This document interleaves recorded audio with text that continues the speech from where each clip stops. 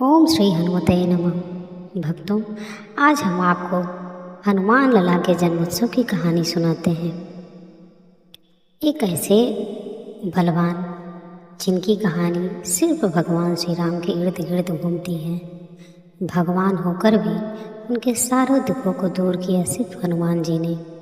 तो ऐसे भगवान के जन्मोत्सव की कहानी हम आपको सुनाते हैं। त्रेता युग की बात है। अयोध्या नरेश राजा दशरथ की 3 पत्नियां थीं, रानी कौशल्या, रानी सुमित्रा तथा रानी कैकेयी। लेकिन विवाह के कई वर्षों बाद भी वह संतान सुख से वंचित थे। राजा दशरथ की तीनों पत्नियों से उनकी कोई भी संतान नहीं हुई थी। इसी समस्या के समाधान के लिए वे अपने गुरु वशिष्ठ के निर्देशानुसार तीनों पत्नियों के संग पुत्रेष्ठी यज्ञ करा रहे थे। यह यज्ञ महर्षि श्रृंगी देव द्वारा संपन्न कराया जा रहा था।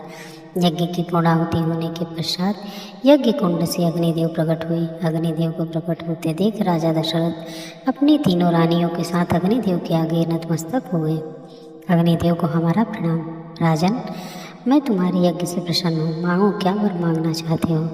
अग्निदेव, आप तो सब भली भांति जानते हैं, महादेव की कृपा से मुझे किसी चीज़ की कमी नहीं है। बस एक ही समस्या है। विवाह के इतने वर्ष बाद भी हम संतान सुख से वंचित हैं। राजन, मैं भली भांति जानता हूँ तुम यह यज्ञ पुत्र प्राप्ति के लिए कर रहे हो। राजन, यह खीर तुम अपनी रानियों को खिला दो। इसके परिणाम स्वरूप तुम्हें गुणवान, सूर्यवान और प्रतापी पुत्र की प्राप्ति होगी। अवध नरेश दशरथ ने अग्निदेव से खीर का प्याला ले लिया और वो खीर अपनी तीनों रानियों में बराबर बांट दिया। कौशल्या और सुमित्रा ने तो खीर ग्रहण कर ली, परंतु जब रानी कैकेयी खीर ग्रहण करने लगी तभी वहाँ एक चील आई और उस खीर का कुछ अंश झपट कर अपने मुख में लेकर उड़ गई। वहीं दूसरी ओर मां जना और वानर केसरी भी पुत्र प्राप्ति के लिए एक पर्वत पर शिव जी की तपस्या कर रहे थे। ओम नमः शिवाय, ओम नमः शिवाय। उसी समय वह चील संतान प्राप्ति के लिए तपस्या कर रहे अंजना माता के ऊपर से उड़ रहे थे। तभी खीर का कुछ हिस्सा उनकी हथेली में आ गिरा। इस कारण मां अंजना का ध्यान टूट गया। उन्होंने आंख खोली और देखा खीर का कुछ अंश उनके हथेली पर गिरा हुआ है। उन्होंने बिना देर किए केसरी जी को बताया। सुनिए प्रभु, आंखें खोलिए। क्या हुआ प्रिय? यह देखिए प्रभु, जब मैं तपस्या कर रही थी तो न जाने यह खीर का अंश मेरी हथेली पर कहाँ से आ गिरा। हे प्रिय, इतनी चिंतित क्यों होती हो? जरूर यह भगवान शिव का दिया हुआ प्रसाद होगा। तुम ही इसे भगवान शिव का प्रसाद मानकर ग्रहण कर लो। पति की बात मानकर मां अंजना ने वो खीर ग्रहण कर ली और इसके फलस्वरूप वो गर्भवती हो गई। एक दिन माता अंजनी पर्वत के शिखर पर डूबते हुए सूरज की खूबसूरती को निहार रही थी। तभी अचानक वहाँ से तेज हवाएं चलने लगी और उनके वस्त्र उड़ने लगे। उन्होंने चारों तरफ देखा। वहाँ पेड़ों के पत्ते स्थिर थे। उन्हें तेज हवाओं से वो पत्ते हिल भी नहीं रहे थे। अरे, यह कैसा जादू है? मेरे आसपास इतने तीव्र हवा क्यों हुए? यहाँ के वृक्ष के पत्ते तो रेस मात्र भी नहीं हिल रहे हैं। हो न हो यह जरूर किसी असुरी शक्ति का कार्य है। कौन है वो दुष्ट जो एक पतिव्रता स्त्री का अपमान करने की कोशिश कर रहा है? वो मेरे समक्ष है। देवी, क्रोधित ना करें, मुझे क्षमा करें, मैं विवश हूँ। देवी अंजना, आप पूर्व जन्म में इंद्रदेव की सभा में अप्सरा थी। आपका नाम पुंजित स्थला था।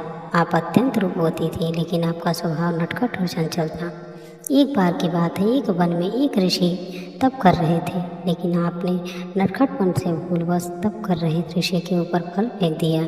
इसके ऋषि की तपस्या को भंग हो गई और वे क्रोधित हो गए।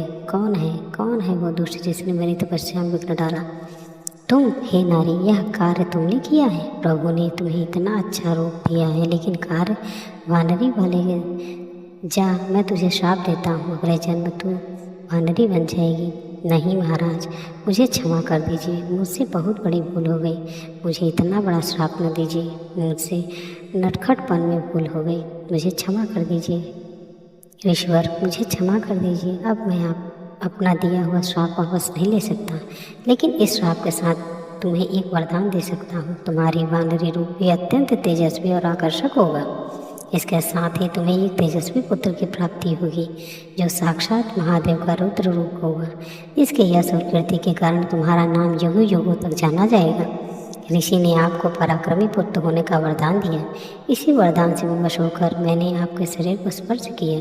मेरे अंश से आपको एक महातेजस्वी बालक प्राप्त होगा और स्वयं महादेव मेरे स्पर्श द्वारा आपके प्रविष्ट हुए हैं।